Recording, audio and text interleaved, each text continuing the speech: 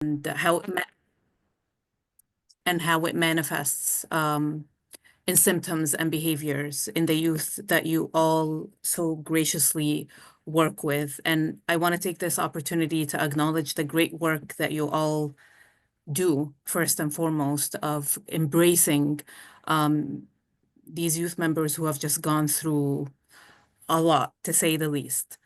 So I'll just go ahead and tell you a little bit more about myself. Thank you, Shona, again for this wonderful introduction. I am a licensed school counselor, and I'm also a licensed professional counselor, but with a limited license that will be a full license by next year. And so I work as a school counselor by day.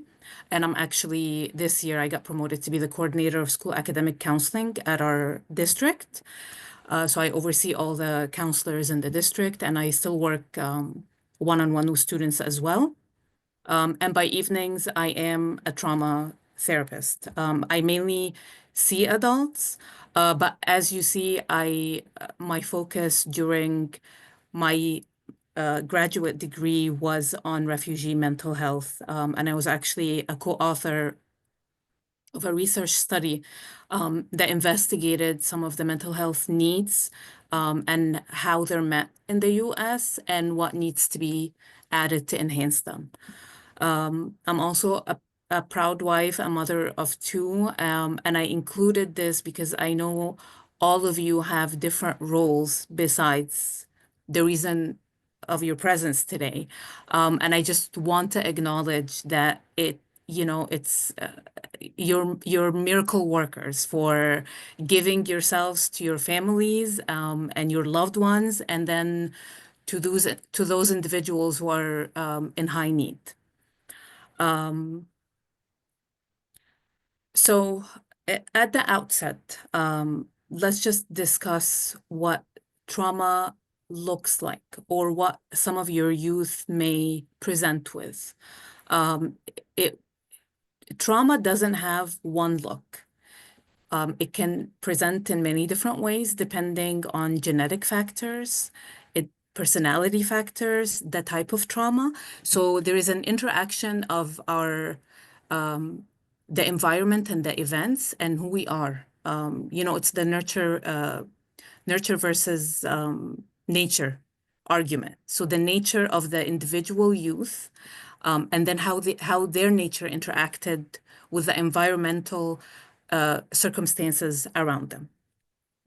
And I'm going to just highlight that when you have youth who have been displaced, their trauma's compounded. So it's not just one event like a car accident or witnessing one traumatic event that maybe like activates the PTSD in them or depression or anxiety symptoms or any other trauma disorder symptoms. Their trauma is layered. So it begins with phase one, which is in the actual country where they were born and raised.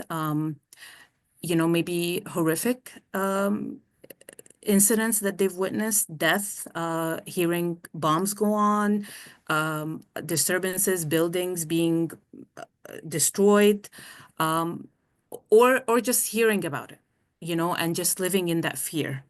So that's phase one. Phase two, a lot of our refugees that are hosted by the US have a transitional phase. They don't directly come to the US. Some of them do, but the vast majority have to make a stop at another country or two. And sometimes it's not even a country, it's refugee camps. So then you have to account for the trauma in this environment. So it's displacement, a lot of times discrimination, because a lot of countries look down at refugees. Maybe slurs, demeaning behaviors and comments, a disruption in education, a huge disruption in just like the regular anticipated developmental phases. And then finally, they get to the US, most of them with hope. This will be their new country. It will be their permanent host country. But then they go through the traumatic experience of not fitting in, the acculturation, language barriers, trying to find out who they are. And the foundation of their identity has been shaken so much that it will take them some time to like kind of fall in to this is who I am and I own it. And these painful parts of my experience will shape my identity, hopefully for the best. So, as professionals and foster parents who work with foster youth, you have the added layer of separation from family. So all of these factors will contribute to their complex trauma. Having said that, the term refugee in itself implies some form of complex trauma, but we would be remiss to treat every refugee youth as a trauma victim. You know, I think it's really important to give resilience its value and foster it in them, because based on research and my own research and my own experience at the school, 40% of my students, when I was a school counselor the last 4 years, were of refugee background. And the resilience you see in these students and youth is just really awe-inspiring. So yes, they may have a lot of trauma, but we don't want to look at them from a sympathetic lens that can bring some pity, like they are a victim. We want to empower them and really foster and activate that resilience in them. So here you see some of the expressions that can come with trauma. So depressive symptoms can be social withdrawal, just the emptiness in their expressions and their affect, the way you can tell their mood. It's not necessarily just sadness. Sadness could be a depression symptom, but it's more of an emptiness, of lethargy, of a lack of interest in doing anything or exploring anything, academic struggles, behavioral issues. So either total apathy, like no interest in doing anything or responding or interacting with you or the environment around them, or acting out because there are landmines inside, and I'm going to talk about it. And I put a picture of a landmine for a reason. Some of them may have dissociation symptoms, which is they're there present with you. You guys are sitting in the living room or at the center, and their brain is just somewhere else because they can't handle the stimulus that they're receiving. Dissociation can also include the flashbacks, nightmares about what happened and what they experienced. They may have phobias. You may find them hyper vigilant and jumpy or checking on the environment to make sure it's safe when for you it's perceivably safe and there is nothing to worry about. But all of these are trauma symptoms. Now, accounting for cultural differences, many countries, mental health definitions are very different than what we have in the US. So for a lot of countries, and I believe a lot of countries where your children come from, a lot of the mental health symptoms will be expressed physically. So fatigue, chronic headaches, chronic digestive issues. So look into how they express physically. And if you can rule out a certain illness, like a virus or something that's actually physiological, it's more likely a somatic expression of their trauma.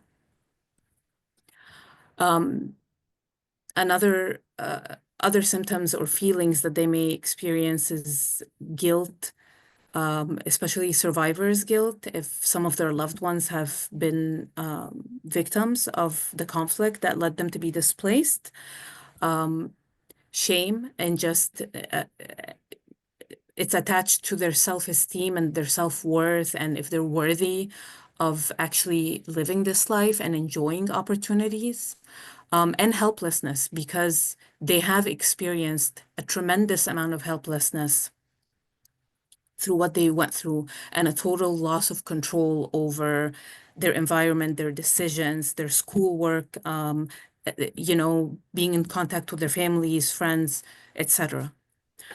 And I want to emphasize that you might see emotional dysregulation and avoidance and reactivity that will come up as behavioral issues, and it's really emotional dysregulation. So they are unable to regulate everything that's going on inside because of the chronic stress they have been going through that's still kind of going through their bodies. So a lot of trauma is not just mental, it's physical. It's their nervous system and how to calm it down and regulate it, how to process really adverse events and really intrusive negative feelings and thoughts, and actually regulate how their body responds to it. So how do we relax our muscles and just breathe and give our body that oxygen and hydration that it needs to not be as reactive. And I don't know if many of you experience this, but trauma in general, whether it's refugee youth, foster care youth or not, will manifest as landmines in your mind. I think we all have it. And it's when somebody gets triggered. When somebody gets triggered, somebody else stepped on a landmine that was hidden, that wasn't seen to the person who stepped on it. And you get an explosion that hurts the person who was activated and triggered, but also hurts you because you stepped on that landmine. So the more we learn their landmines and their triggers and know how to circumvent them and go around them or deal with them gently, the better the relationship will be. And the more we have the awareness that, oh my God, we'll use the name John. John just exploded on me and was so disrespectful and rude.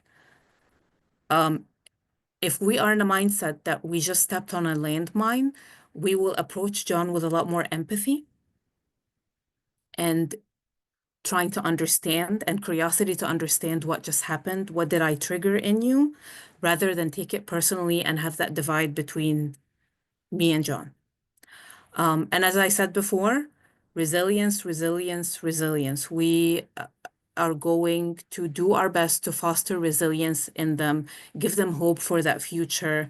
And I'll go through techniques and communication where that can be happening. So I'll share with you some of what the research indicates. And I think I put a statement in quotes that really summed it up for me on what differentiates a successful foster care situation than another one that is maybe unsuccessful or short-lived or tumultuous or totally unpleasant. And a lot of the youth in these research studies indicated that they didn't feel like they were hosted. They felt like they were an intimate part of that family. There was a sense of belonging that they felt in their foster home, the foster family, or and I'm going to extend this beyond the foster family. This can be in a school setting, and this can be at a mental health center. Shona, did you want to say something? No, I'm fine. I was just listening to you, and I think that's very apt that you're making these points. I did mention in the chat if anybody wanted to put their role and what their profession is in the chat. That will help May later, kind of relate to maybe your position and be able to speak to you about it later. Sure. Thank you. Yeah. Thank you, Yeah. Shona. You're welcome. So let me close the chat because now it's obstructing my view. Mhm. Um, Another important element that the youth mentioned in the research findings was that they're the adult, whether it's the foster parent or the social worker or the counselor or a teacher at school, showed curiosity about them and about their story, and not just their traumatic story, like truly their story and who they are. And the sharing was exchangeable. It was not one way. It was they shared with them about their own life and who they are and what made them be what they are today, and had mutual curiosity about the youth that they were working with. Another important thing was the structure and harmony of the home. And we'll talk more about structure because I can just imagine how delicate and sensitive it is to have fostered a child or more. And knowing that they're coming from a traumatic background, there might be a struggle to provide a structure. But I'll talk more about that. It is very necessary for their mental health that there is a structure, but the structure is harmonious with understanding and empathy. And then that all, kind of fills in and spills over into their identity formation. So taking an interest in their identity formation and fortifying that by your curiosity, empathy, opportunities, ideas to develop that identity will be very beneficial for them.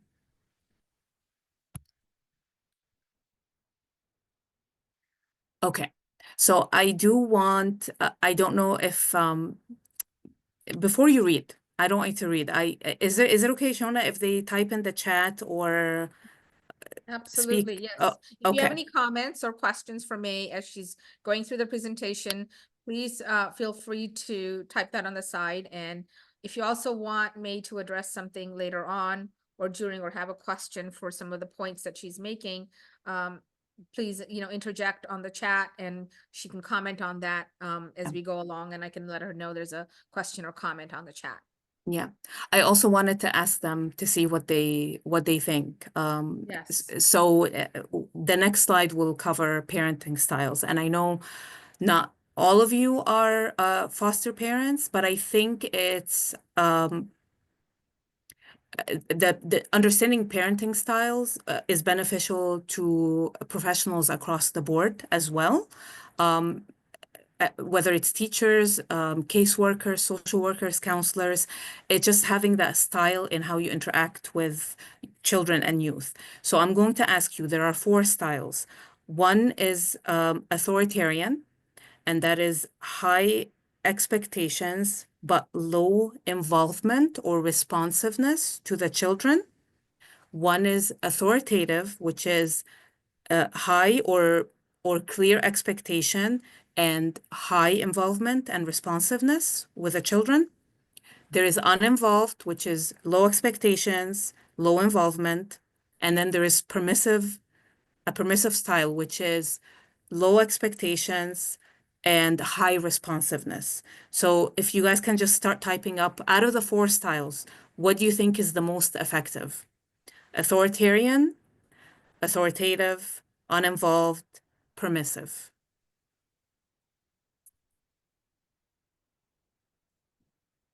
Just go Anybody? ahead and type on the And type chat in the any participation that you'd like to participate on the parenting style. Mhm. Yes. Thank you, Amanda. So we'll take Amanda's response, um, and we'll just proceed. So authoritative is the most effective. And it is effective because the expectations are clear. There are expectations, there are rules, there are consequences to breaking the rules, but at the same time, there is responsiveness between the parent or the adult and the child. And research shows that when children or youth don't have a structure, there is an increased level of unpredictability for them. And unpredictability breeds depression and anxiety. So I caution you not to be afraid to set your rules and stick by them while showing empathy, understanding, care, love to your youth and even your own children. They need that clarity. They need rules. There is one research study that actually compared different groups with a control group, and one group was uh, like the uninvolved parenting. It was an uninvolved structure where was no expectations. At the beginning, the kids were extremely happy to do whatever they wanted.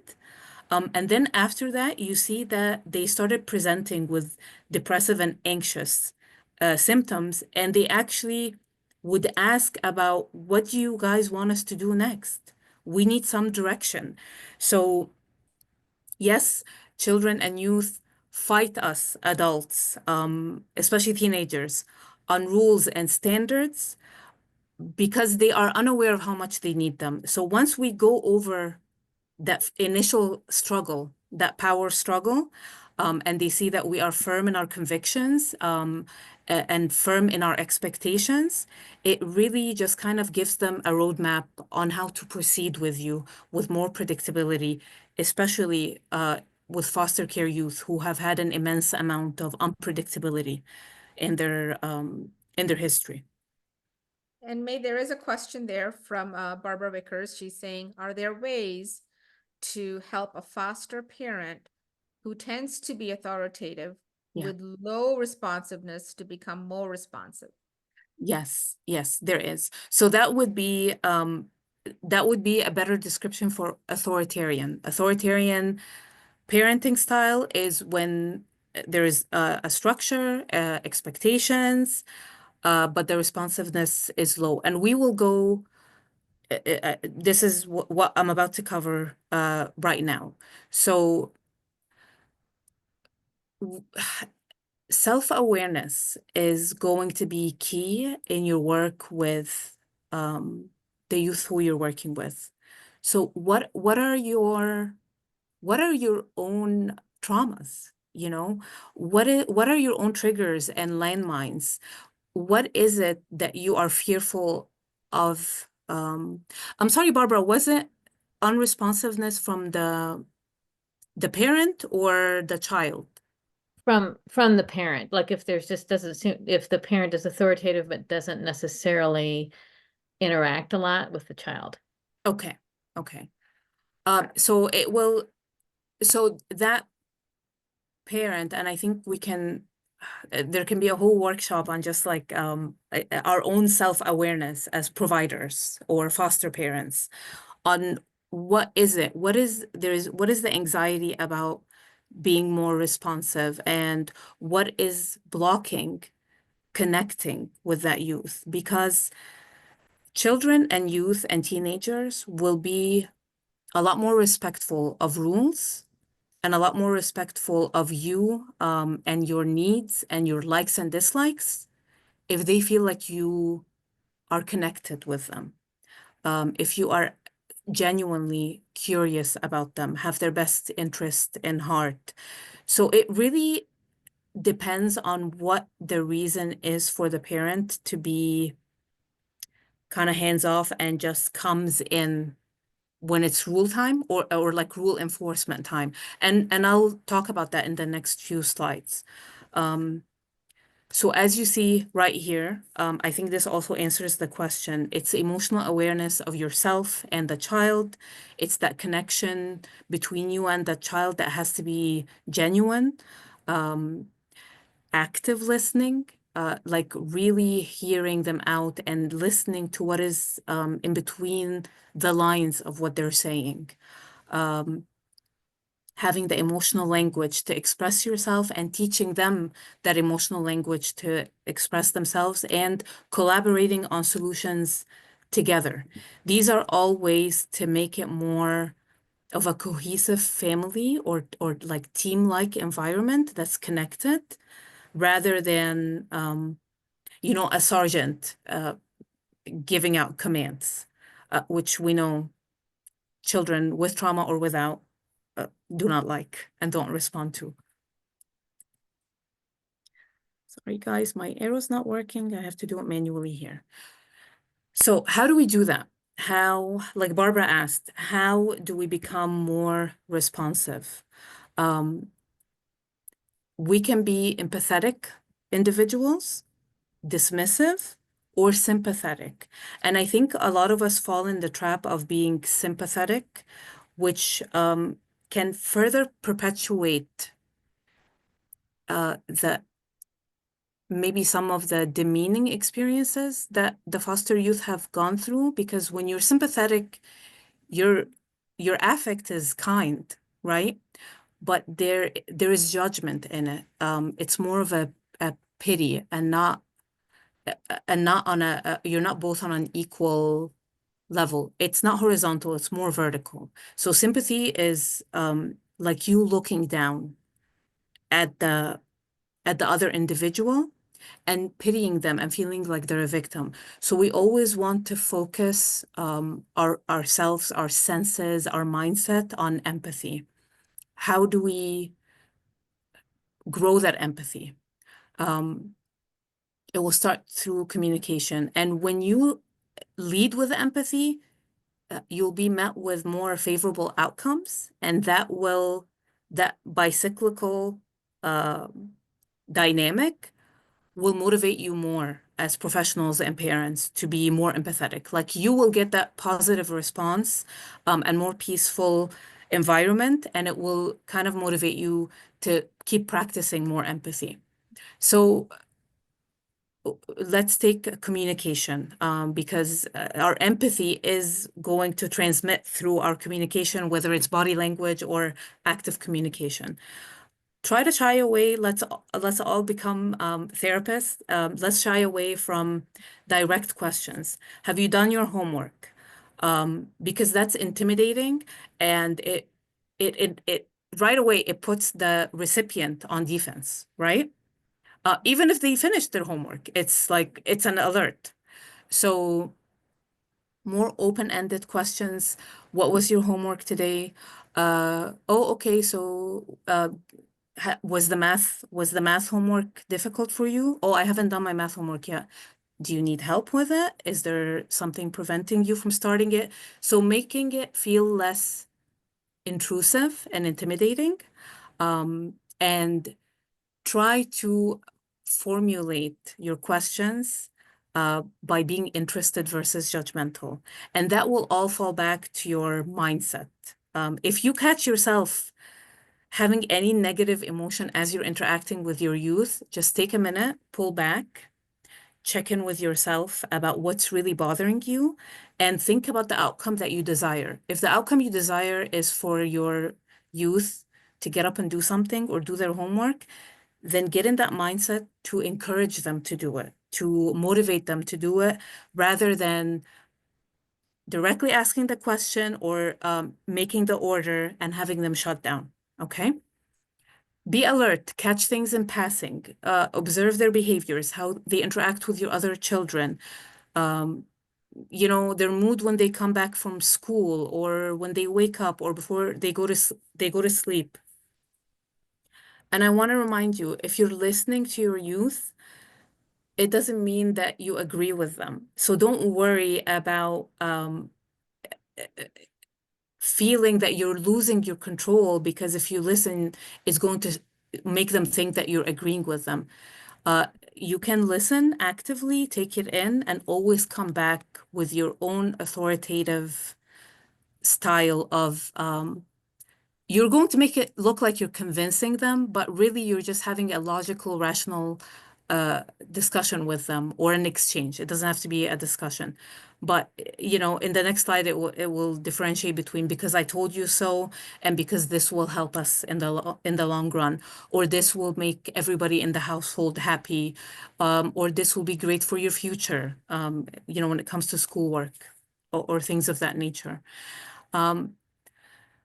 Silence, I'm going to tell you as a therapist, silence is extremely powerful. You don't always have to jump in to fix things. Silence is validating sometimes, especially with a nod, especially with some gentle touch on the shoulder or on the hand. Uh, Sometimes it's a lot more powerful to connect with your youth, especially if there is a language barrier or some discomfort in interacting, by just sitting next to them in silence and just showing them, I'm here for you. I'm not going to pretend like I understand everything that's going on inside of you or what you went through, but I'm showing you that I care about you, and I'm gonna sit here and hold your hand or your shoulder or give you a hug to show you that you are worth my time.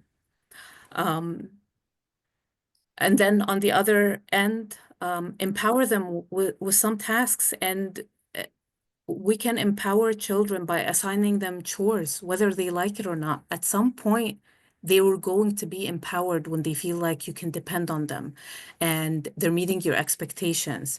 So be patient in that struggle period. Be patient and firm. It's totally natural for some resistance to happen, but it's really empowering to set expectations, follow up with it, and build them up and their self-esteem and confidence when they actually meet your expectations. Engage them in some decisions. Maybe it's not a big decision, but like, what do you think I should cook today? Or where should be the next restaurant we go out to? Or which park do you want to go to? Make them feel like they are a part of the family and they have a say in what goes on. I want you to think of your feedback as a bank account that they have where you are making deposits. So there will be negative feedback when they don't meet your expectations, when they misbehave, when they act out. There will be these negative or like harsher, firmer interactions. And then there's going to be the positive account. We want to always have the positive account have a lot more equity in it than the negative. And if you do that, they will naturally accept that negative feedback more. Human beings in general, whether adults or children, if the feedback is consistently negative, think about your spouses, think about your supervisors at work. If they're only coming to you at the times where you mess up or you're not meeting expectations, it's going to be a lot harder for you to want to please them or rise up to meet their expectations. So really work on depositing a lot in that positive feedback account. And again, as authoritative parents and professionals, if they're asking you, why do I have to do this? Or I don't want to do it, why are you making me do it? If you don't have a rational response in the moment, or you yourself are triggered or activated, which will happen because we're all humans, tell them, let's table this discussion for now, and I will come back to you with my rationale. That's totally okay. That's a lot more impactful and powerful than because I said so, because it's my rules. They might still work to meet your expectation, but it hampers and obstructs that connection that you want to make with them. Children and teenagers have brains that are not developed yet. They are scientifically adolescents until 25 years of age.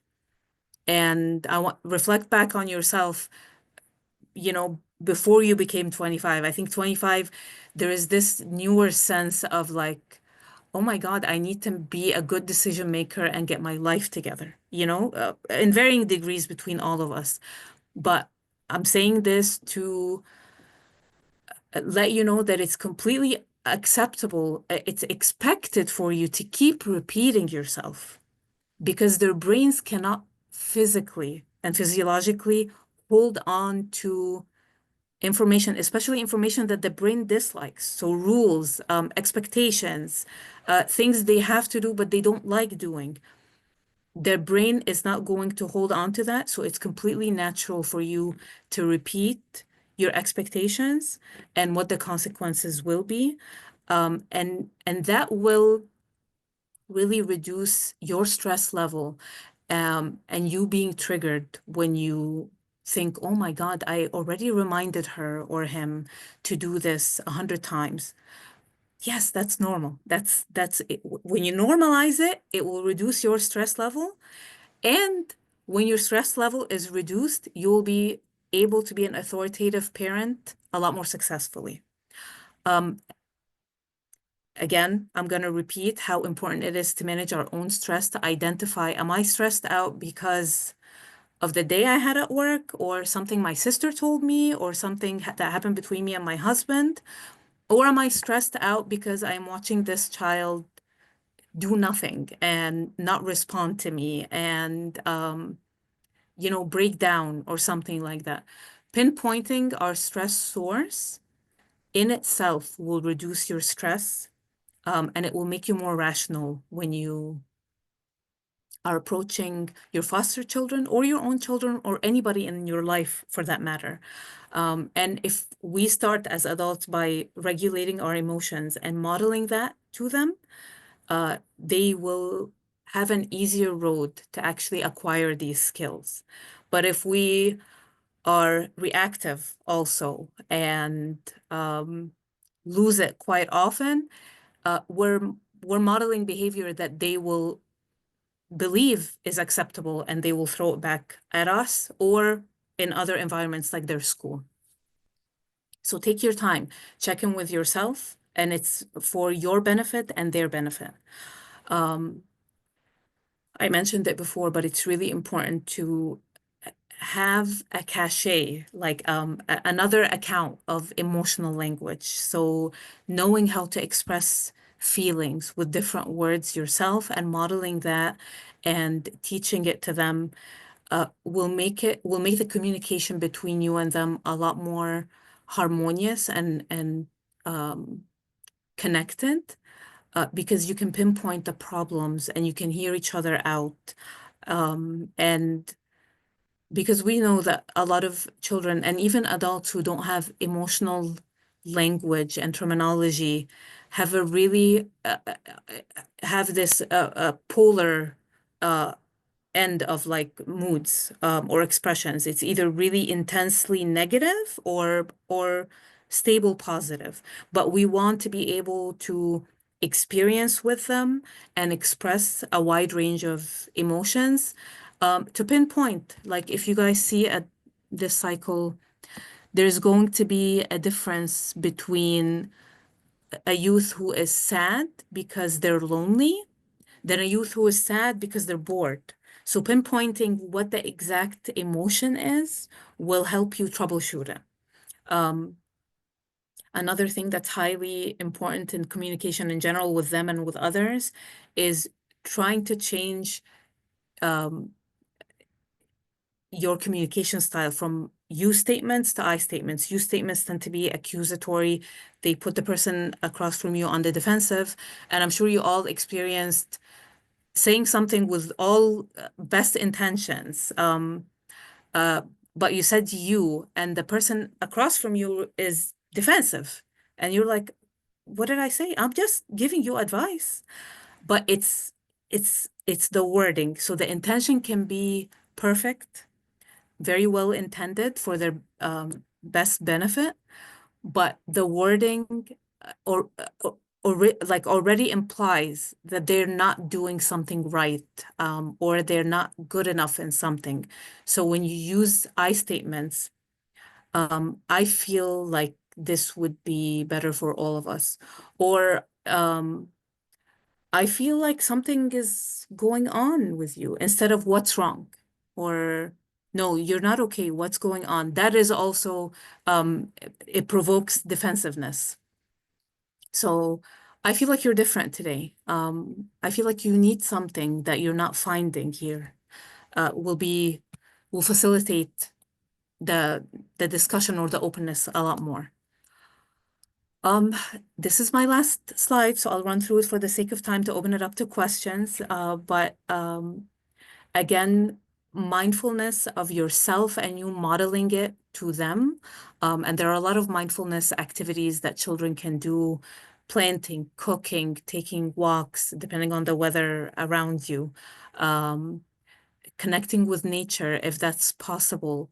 Uh, I understand that most of your youth are Muslim. Spirituality is also has a lot of mindfulness embedded in it. So in the Muslim prayer, um, just encouraging them to be mindful when they pray and connect with their God and their faith and being present and exercising gratitude. Maybe you can facilitate that every day before bedtime. Let's name at least one thing we're grateful for today, and make that a family tradition. And maybe helping them process their trauma if they're open to it. But if they're not open to it, or if they don't have the emotional language or they feel safe to do so, just really foster that resilience, that positive feedback bank. You're doing great. I can see that you're really strong in this and you really overcome things and you're picking up English so fast.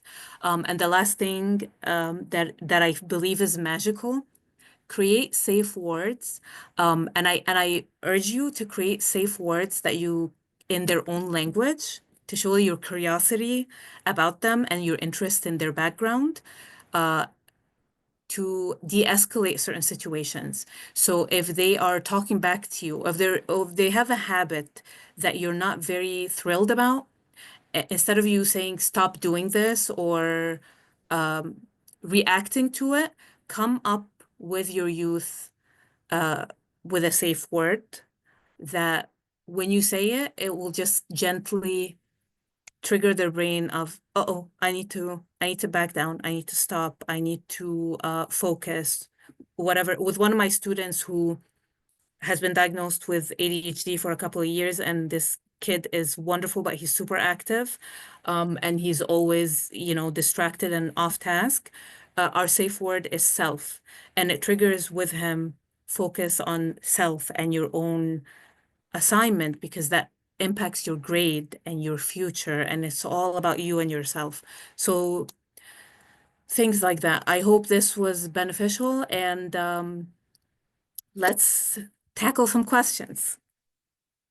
Thank you, May. That was definitely, very relevant to, I know what we're probably all facing in our roles with the refugee youth, especially of the Muslim background. So I appreciate the presentation. I'm sure many of you have Thank you. questions. I know I received some questions from you as well that I was going over with May, but I want you to also feel free to type in your questions here if you have not sent them on to me. So go ahead and do that in the chat, or also you can unmute yourself and definitely take advantage of May right here and ask questions yourself, whether on the chat or by unmuting yourself. So do go ahead, and I will also go over the questions that I received from you as well ahead of time, that I can start going through with her as you think of any questions or comments even that you might have. I know that we all have struggles with the youth, and so go ahead and use this opportunity to make any comments and ask any questions about your own personal situation as well. So I did go over some of these questions. One of the things you mentioned, May, are the parenting styles and how you do that. But we did have a question about how can we build some effective ways to build trust with the youth, at the beginning and throughout, especially if they are pretty hesitant about opening up.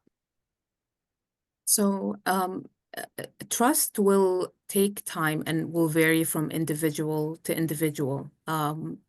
And trust is built when you consistently feel safe with that person. So just creating that safe, empathetic, caring environment for them, and not pushing the trust or the rapport to be built faster than it can naturally be for that child.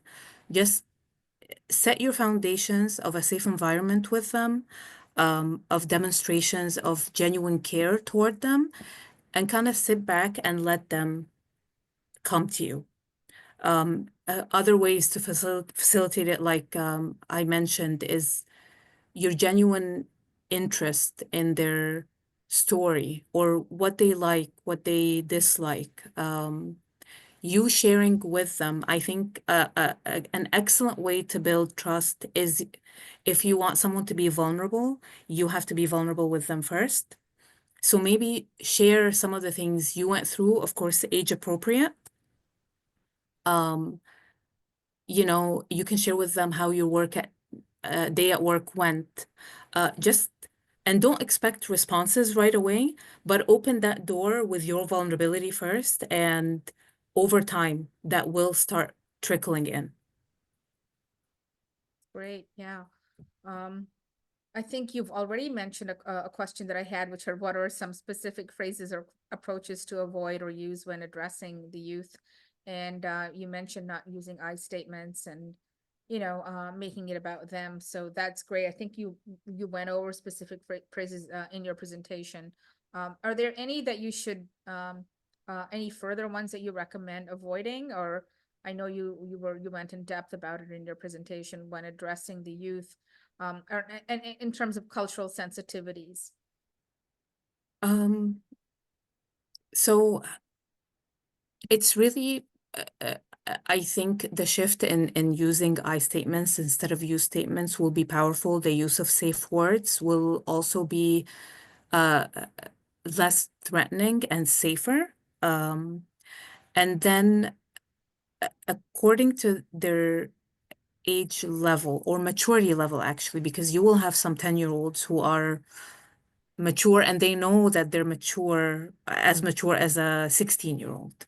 So you want to empower them. Your language should be empowering, motivating, as opposed to um, order-like or directive-oriented. Yes, be firm and clear in your expectations, but really empower them and make them feel like they can do more and they can rise up more. So I know sometimes we may be inclined to like shrink up and really take care of their feelings and emotions and kind of baby them. But I urge you and encourage you to uplift them and empower them as opposed to kind of like coddle them. Mm. Thank you, May. One of the things that comes up quite often, and many of these Muslim refugee youth are in non-Muslim homes or group homes. So a question that came is, how do you handle situation, where the youth's religious practices, like fasting in Ramadan, daily prayers, etc., might conflict with the foster home's routines, or in some way, where the parent is trying to encourage it and there's a lack of participation. So I was wondering if you could comment on that, or help with these situations that come up. Okay, so that will also like harken back to the genuine interest. So if you show genuine interest in their identity, their faith, their culture, and interest, I mean, as a therapist, I see clients from all different backgrounds, different religions, cultures, races, but there's always this curiosity and genuine interest toward them and their story and who they are and how their day-to-day life is. And it doesn't shake my own identity. So you can be genuinely interested in someone's background while staying resolute in your own background and convictions. So just bridging that, like letting it come through that genuine interest, and at the same time sharing your own background, like oh, you guys fast in Ramadan, we fast in Lent. What are the differences? When do you do it? We do it here and there, and you do it from sunrise to sunset. um how can we make it easier or smoother for you at that time?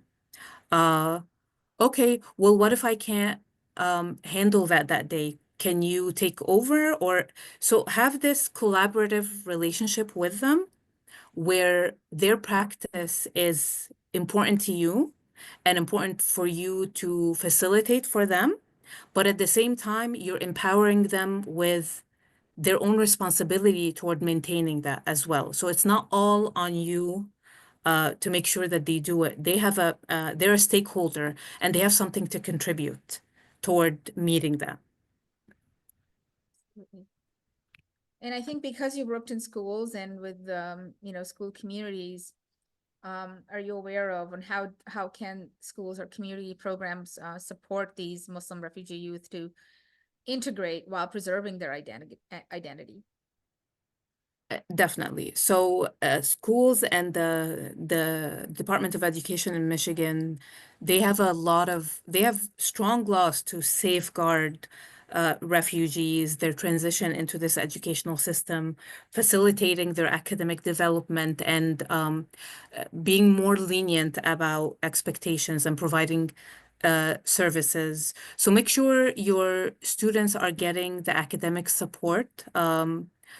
From like the MTSS system, like working with a paraprofessional or a tutor or the ASL department, make sure they're maximized on these supportive programs because that will build up their confidence academically. And I think that's a strong point to raise. Thank you, Shona, for raising it because we tend to think about counselors and social workers and the acculturation in terms of social, emotional, and psychological well-being, but the academic development and academic process for them and their performance has a really big impact on them mentally. So if we provide them with all the support they need to kind of enhance their academic performance, it will spill over onto their social, emotional well-being. Now, if their counselors are not alerted already, or the school that, or the social workers at the school that, they would benefit from ongoing counseling or social work support, please go ahead and reach out to them. There are plenty of programs that are used in the schools to teach them social skills, teach them how to navigate the American culture, teach them how to cope with their own trauma or just the difficulties of being teenagers or children, whether they have trauma or not. So schools have a lot of resources. As parents and caseworkers, I encourage you to reach out to collaborate and let them know that your kid would benefit from these resources. Thank you. I know we're short on time, but I want to let you all know we will hope that May will come back and do a part 2, maybe more than that for us. We really appreciate you all attending, and I really appreciate everyone from, all these backgrounds and roles that you have addressing these challenges with the youth coming on board today to listen to these tips and suggestions from May. If you have other suggestions that she can talk about, we will bring her on board to address those situations. But I see that there are some foster parents on here. I really thank you. I see Amanda, Kim, so many. Really appreciate all of you for attending and hope that this session has helped you. And we hope to address more issues to bring on board May and other experts to, make it easier for us all. So thank you so much, everybody. We hope you have a lovely day. And thank you, May, for giving us the time and an excellent presentation, which I think I will be able to share with everyone, correct? Right. Thank So, you. It's absolutely my pleasure. It's absolutely my pleasure. This was wonderful. Love the questions. I do want to make sure before everybody leaves that I answered Amanda's question in the chat, Shona, yeah, about her 17-year-old. yes. Yeah, Go ahead. Amanda, it just goes in the vein of be interested in what he's doing and grab his attention toward what interests you. Like find a common ground for if he likes to play soccer, go to a soccer field all together as a family or in the backyard or if he likes a specific video game, but just find that common I know a 17-year-old is already difficult enough if it's your own child, let alone a foster son. But find the commonalities of activities, whether they're as simple as like cooking something together or just playing a video game together or watching a movie together. And that will be your foundation to keep building on it. Again, thank you very much, everybody. It was such a pleasure to be here. Thank you, Amanda. Thank you, everybody, for all your questions and for holding on and listening to some great options here for us to continue our work. So appreciate you all. Thank you. And we will see you all again. Thank you, May. Thank you. Have a good day, everybody. Yep. Bye. Thank you. Bye-bye. Bye.